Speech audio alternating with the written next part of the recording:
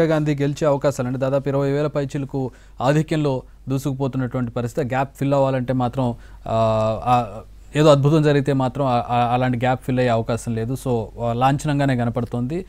కాకపోతే ఎంత మెజారిటీ వస్తుంది? గతంలో రాహుల్ గాంధీ కంటే మించి వస్తుందని చెప్పి కాంగ్రెస్ ఎక్స్పెక్ట్ చేస్తుంది, ప్రకటన కూడా చేస్తుంది. కానీ తగ్గిన పోలింగ్ శాతం అలాగే మొదటిసారి పోటీ చేయడం అనేది ఏ విధంగా ప్రియాంక గాంధీ గెలుపు మీద ఆధారపడి ఉంటుందనేది చూడాలి. మెజారిటీ ఎంత వస్తుంది అనేది ఇక్కడ ప్రియాంక గాంధీ పోటీకి సంబంధించినటువంటి ప్రధానమైనటువంటి ఇష్యూ. అది మహారాష్ట్ర అలాగే వాయనాడికి సంబంధించి. ఇక జార్ఖండ్కి వెళ్దాం. జార్ఖండ్లో ప్రస్తుతం హోరాహోరీ పోటీ కనపడుతుంది. 37 కౌంటింగ్ ప్రారంభమైనప్పటి నుంచి కూడా రెండు కూటముల మధ్య కాంగ్రెస్ ఎన్డీఏ కూటమి రెండింటి మధ్యలో కూడా హోరాహోరీ కనపడుతుంది. ఇప్పుడు కూడా మనం స్క్రీన్ మీద చూడవచ్చు 37 వర్సెస్ 37 కనపడుతుంది బీజేపీకి కాంగ్రెస్ కూటమికి. చూసినట్లయితే మా ప్రతినిధి జాయిన్ అవుతున్నారు, దీనికి సంబంధించి మరిన్ని వివరాలు తెలుసుకుందాం. ప్రస్తుతం జార్ఖండ్లో హోరాహోరీ పోరు కనపడుతుంది. మహారాష్ట్రలో కింద బీజేపీ కూటమికి అనుకూలంగా కనపడినా జార్ఖండ్లో మాత్రం మొదటి నుంచి కూడా హోరాహోరీ పోటీ కనపడుతుంది. ఇప్పుడు కూడా అదే కంటిన్యూ అవుతుంది ప్రస్తుతం చూసినట్లయితే. ఏంటి, ఎట్లా ఉంది ట్రెండ్?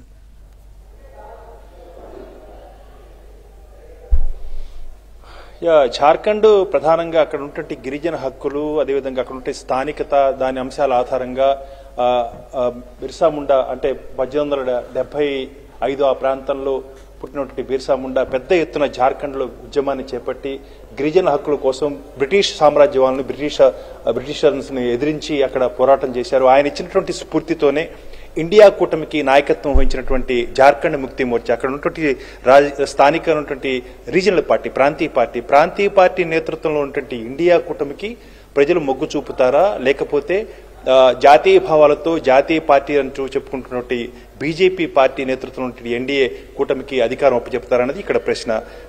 అంటే ట్రెండ్స్ మనం ఉదయం నుంచి చూసినట్లయితే ఇప్పుడు ప్రధానంగా 37, 38, 36, 39 అంటూ దోబూచులాడుతున్నాయి. అంటే ఈ రెండు కూటముల మధ్య తీవ్రమైనటువంటి పోటీ ఉంది. దీనికి సంబంధించినటువంటి చూసినట్లయితే ప్రధానంగా జార్ఖండ్ ముక్తి మోర్చా నేతృత్వంలో ఉన్నటువంటి ఇండియా కూటమి పెద్ద ఎత్తున స్థానికత, ఆహార భద్రత, అక్కడ ఉన్నటువంటి గిరిజన హక్కులు, దాంతోపాటు విద్య, ఇలాంటి అంశాలపై పూర్తి స్థాయిలో ప్రచారం చేసింది. అదేవిధంగా గిరిజన ప్రాంతాల్లో బంగ్లాదేశ్ నుంచి వచ్చినటువంటి అక్రమ వలసదారులు అక్కడ ఉన్నటువంటి స్థానికంగా ఉన్నటువంటి యువతులను పెళ్లి చేసుకుని అక్కడ ఉన్నటువంటి భూములను ఆక్రమించి పెద్ద ఎత్తున అక్కడ స్థిరపడేందుకు బంగ్లాదేశీలు ప్రయత్నం చేస్తున్నటువంటి ఒక నినాదాన్ని అక్కడ ఉన్నటువంటి పెద్ద ఎత్తున ప్రచారం చేయడం జరిగింది బీజేపీ.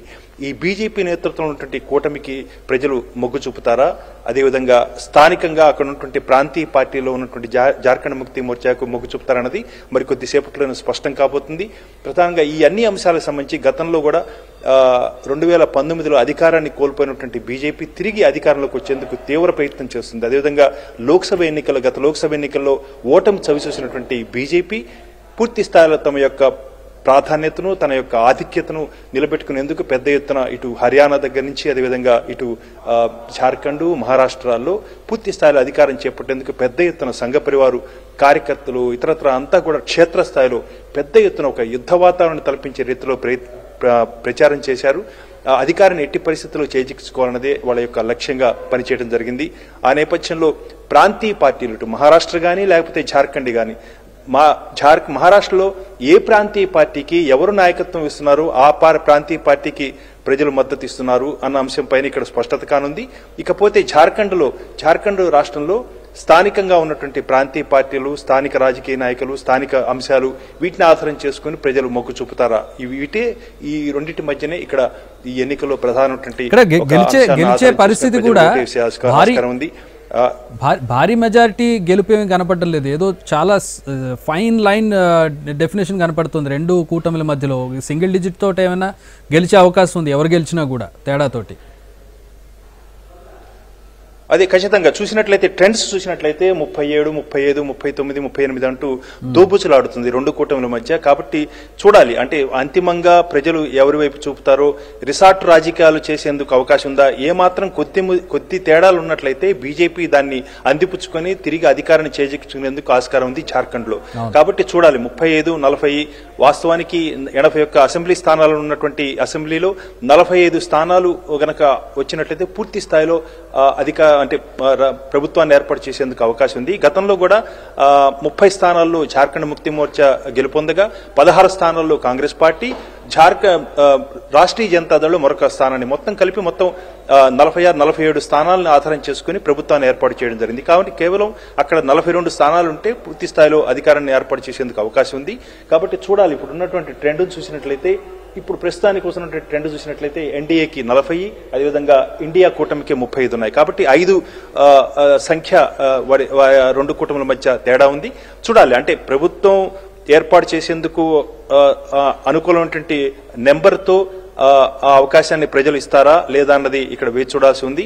కాబట్టి జార్ఖండ్ ముక్తి మోర్చా నేతృత్వం ఇండియా కూటమి ఇటు సిపిఐ ఎంఎల్ కానీ, అదేవిధంగా కాంగ్రెస్ పార్టీ కానీ, అదేవిధంగా రాష్ట్రీయ జనతాదళ పార్టీ కానీ పెద్ద ఎత్తున ఎన్నికల్లో పెద్ద ఎత్తున స్థానికమైనటువంటి అంశాలపై ప్రచారం చేయడం జరిగింది. అదేవిధంగా 41 స్థానాల్లో పోటీ చేసి జార్ఖండ్ ముక్తి మోర్చా మిగిలిన అన్ని స్థానాల్లో కూడా ఇతరతర భాగస్వామ్య పక్షాలకు అవకాశం ఇచ్చింది. కాబట్టి కాంగ్రెస్ పార్టీ, జార్ఖండ్ ముక్తి మోర్చా, రాష్ట్రీయ జనతాదళ్, అదేవిధంగా సిపిఐ ఎంఎల్ ఈ 4 పార్టీలతో చేసినటువంటి ఈ కూటమి తిరిగి అధికారంలోకి వచ్చేందుకు ప్రయత్నం చేస్తుంది. ప్రజలు ఎటువైపు మొగ్గు చూపుతారన్నది చూడాల్సి ఉంది. అదేవిధంగా బీజేపీ మాత్రం పెద్ద ఎత్తున ప్రచారం చేసింది. అక్కడ స్థానికంగా ఉన్నటువంటి భూములను, గిరిజన ప్రాంతాల్లో భూములను బంగ్లాదేశ్ నుంచి వచ్చినటువంటి అక్రమ వలసదారులు అక్కడ ఆక్రమించి అక్కడ స్థానికతను బలోపేతం చేసుకుంటున్నారు. అదేవిధంగా అక్కడ ఉన్నటువంటి యువతను కూడా పెళ్లి చేసుకుంటున్నారు. ఈ అంశాల మీద ఆధారం చేసుకుని పెద్ద ఎత్తున దీనిపై మార్పులు చేస్తాము, అక్రమ వలసదారులను అక్కడి నుంచి తరిమేస్తామన్న అంశాన్ని బీజేపీ పెద్ద ఎత్తున ప్రచారం చేసింది. కాబట్టి స్థానికంగా ఉన్న అంశాలపై ప్రజలు ఏ రకంగా స్పందిస్తారు అన్న అంశాన్ని చూడాల్సి ఉంది. అదేవిధంగా అభివృద్ధి జాతీయ స్థాయిలో బీజేపీ నేతృత్వంలో కేంద్ర స్థాయిలో ఉన్నటువంటి ప్రభుత్వం అక్కడ ఉన్నటువంటి అనేక అభివృద్ధి కార్యక్రమాలు చేపట్టింది. వీటిని ఆధారం చేసుకుని ప్రజలు తమకు ఓటేయాలని చెప్పి కూడా అక్కడ బీజేపీ ప్రచారం చేసింది. అయితే స్థానికమైనటువంటి అంశాలను, విద్య, అదేవిధంగా ఆహార భద్రత, గిరిజనులకు హక్కులు, అక్కడ ఉన్నటువంటి ప్రాంతీయంగా ఉన్నటువంటి సమస్యల పరిష్కారం, వీటన్నిటి పట్ల అక్కడ ఉన్నటువంటి ప్రాంతీయ పార్టీలు ప్రచారం చేశాయి. కాబట్టి ఈ ఎన్నికలు ఇటు మహారాష్ట్ర కానీ, అదేవిధంగా ఇటు జార్ఖండ్ కానీ స్థానికంగా ఉన్నటువంటి ప్రాంతీయ పార్టీల వైపు ప్రజలు మొగ్గు చూపుతారా? ప్రాంతీయ పార్టీలు మహారాష్ట్రలో చీలిక వర్గాల వైపు, ఏ చీలిక వర్గానికి ఎవరు నాయకత్వం వహిస్తున్నారు వాటిని ఆధారం చేసుకుని అక్కడ ఉన్నటువంటి ప్రజలు ఆయా స్థానికంగా ఉన్నటువంటి ప్రాంతీయ పార్టీలకు మొగ్గు చూపుతారన్నది వేచి చూడాల్సి ఉంది. మరి కొద్దిసేపట్లోనే మరింత స్పష్టత వచ్చే అవకాశం ఉంది. మహారాష్ట్రలో అయితే చాలా స్పష్టంగా కనపడుతుంది. పెద్ద ఎత్తున మహాయుతి కూటమికి, అంటే ఏకనాథ్ షిండే నేతృత్వం ప్రభుత్వానికి తిరిగి పట్టం కట్టేందుకే ప్రజలు మొగ్గు చూపుతున్నట్టుగా తెలుస్తుంది. ఇది ఎగ్జిట్ ఫలితాల్లో కూడా చెప్పారు. అదేవిధంగా జార్ఖండ్ ముక్తి మోర్చా నేతృత్వం ఇండియా కూటమి చెందినటువంటి ఈ కూటమికి ప్రజలు ఓటు వేస్తారా లేదన్నది మరికొద్దిసేపట్లోనే స్పష్టం కాబోతుంది. ఈ కూటమిలో ప్రధానంగా స్థానిక అంశాలపైన పెద్ద ఎత్తున ప్రచారం జరిగింది. కాబట్టి చూడాలి, స్థానికంగా ఉన్నటువంటి ప్రజలు స్థానిక అంశాలపై అక్కడ ప్రాంతీయ పార్టీలకు వైపు మొగ్గు చూపుతారా, జాతీయ స్థాయిలో we have to wait. Right. Thanks for the updates. మొత్తంగా జార్ఖండ్లో ఏ ఫలితం వచ్చినా కూడా, ఏ పార్టీ గెలిచినా కూడా, ఏ కూటమి గెలిచినా కూడా ఒక సింగిల్ డిజిట్ తేడాతోటే గెలిచే అవకాశం కనపడుతోంది. అంతకంతకు అంటే కొంచెం గ్యాప్ పెరుగుతున్నప్పటికీ కూడా ఉన్నదే 81 స్థానాలు, మ్యాజిక్ ఫిగర్ 41 స్థానాలు. కాబట్టి ఇప్పటికే రెండు పార్టీలకు మధ్యలో 5-10 స్థానాల తేడా కనపడుతుంది. కాబట్టి ఎవరు గెలిచినా కూడా ఒక సింగిల్ డిజిట్ తోటి, లేదంటే చాలా తక్కువ గ్యాప్ తోటి గెలిచే అవకాశం కనపడుతూ ఉండడంతో జార్ఖండ్లో ఏమైనా రిసార్ట్ రాజకీయాలు జరిగే అవకాశం కనపడుతుంది. జస్ట్ ఇన్ కేస్ అంటే అధికారంలో ఉన్నటువంటి పార్టీ మళ్ళీ అధికారం చేజిక్కించుకునే దిశగా వెళితే కనుక ఏమైనా క్యాంప్ రాజకీయాలు జరిగే అవకాశం ఉందా అనేది కూడా ప్రస్తుతం అక్కడ చూడాల్సినటువంటి పరిస్థితి. మొత్తంగా జార్ఖండ్లో ఫలితాలు అనేవి అంతకంతకు, అంటే ట్రెండ్స్ అనేవి అంతకంతకు మారుతున్నటువంటి పరిస్థితి కనపడుతుంది. ఒకసారి కాంగ్రెస్ కూటమి ముందంజలో ఉంటే ఒక్కోసారి బీజేపీ కూటమి ముందంజలో ఉన్నటువంటి పరిస్థితి. ఏదున్నా కూడా మధ్యలో చాలా చిన్న గ్యాప్, థిన్ గ్యాప్ కనపడుతుంది. వెరీస్ మహారాష్ట్రలో చూసినట్లయితే మనకి స్పష్టంగా బీజేపీ పూర్తి స్థాయిలో ఆధిక్యంలో కనపడుతోంది. గ్యాప్ చాలా ఎక్కువగా బిల్డ్ అయినటువంటి పరిస్థితి. 148 స్థానాల్లో బీజేపీ కూటమి, మహాయుతి కూటమి ముందంజలో కనపడుతుంది. 97 స్థానాలకి మహా వికాస్ అఘాడి కాంగ్రెస్ కూటమి పరిమితమైనటువంటి పరిస్థితి ప్రస్తుతం ట్రెండ్లో